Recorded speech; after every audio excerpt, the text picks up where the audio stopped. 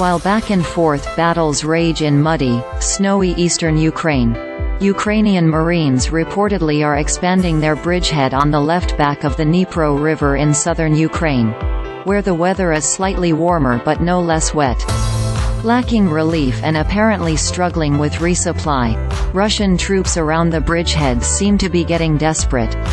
With more and more of their tanks, fighting vehicles and rocket launchers falling victim to Ukraine's speedy first-person view drones, the Russians in the south reportedly have crafted an improvised rocket launcher that might be one of the most awkward weapons in Russia's 22-month wider war on Ukraine. It's an unarmored transport truck with a launcher for naval anti-submarine rockets bolted to its back.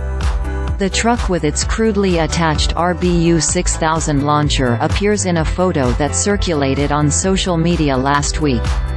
It's not the first improvised RBU-6000 vehicle the Russians have fielded, but it definitely is the worst. In September, a photo appeared on social media depicting an MTLB tractor with an RBU-6000 attached to its hull. The armored MTLB at least is a reasonably solid platform for a launcher. On the truck, the attached RBU-6000 apparently is braced with lumber.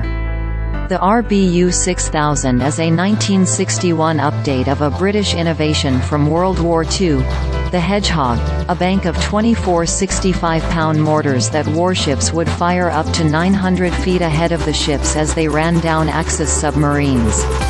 The mortars sank straight down and exploded on impact. The RBU-6000 is a much more capable weapon. Its 12,250-pound RGB-60 rockets, each 213 mm in diameter, range more than 3 miles. While not terribly useful in an age of anti-submarine helicopters and submarine-fired cruise missiles, the RBU-6000 still equips most large Russian warships.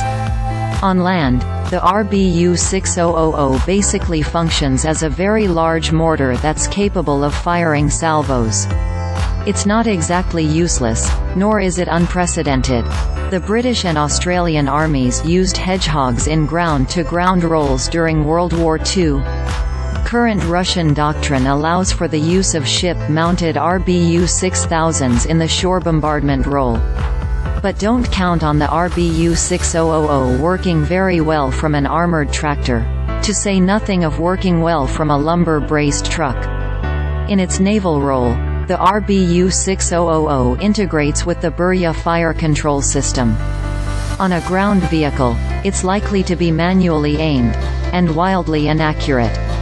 Considering the havoc Ukrainian forces, FPV drones in particular, are wreaking on Russia's purpose-built, fully integrated and armored rocket launchers around Krinky, the truck-mounted RBU-6000 probably won't just fail to hit anything of value.